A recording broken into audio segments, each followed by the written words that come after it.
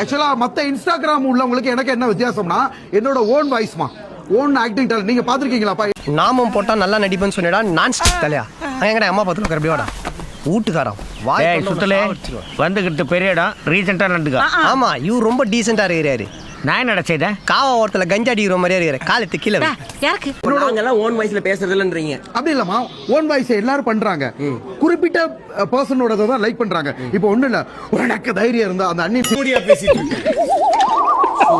பண்ணல ஏன் வாய்ஸ போட்டு எல்லாரும் பண்ண ஆரம்பிக்கிறாங்க. இப்போ நான் ஒரு பாட்டு பண்ணேனா ஏ பெண்ணேன்னு போட்டிருக்கேன், ஒரு பாட்டு பாடுனேன். நீ ஒரு தெவிடியா பையன், உங்க அப்பா ஒரு தெவிடியா பையன், உங்க அப்பனுக்கு அப்பன் தெவிடியா பையன், உங்க அம்மாவுக்கு அப்பனும் தெவிடியா பையன்.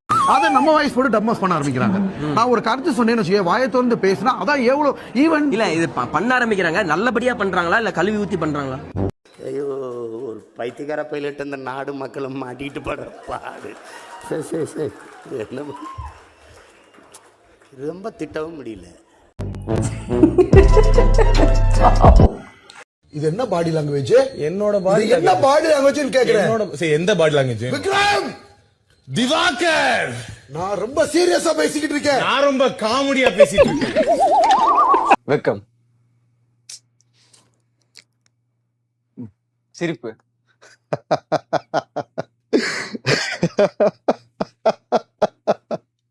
தம்பி காமெடி வேண்டாம் நான் சொல்லிட்டேன். நானு காமெடி பண்ணாதன்னு சொல்லிருக்கேன் நானு.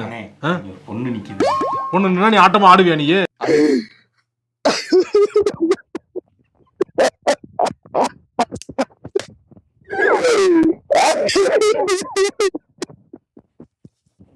என்னங்க இது?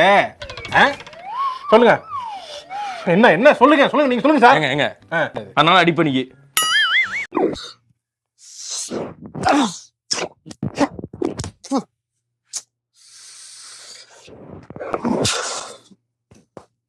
துக்கம்.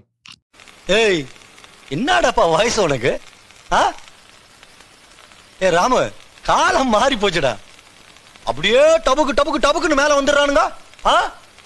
ஏய் அன்பை பத்தி உனக்கு என்னடா தெரியும்?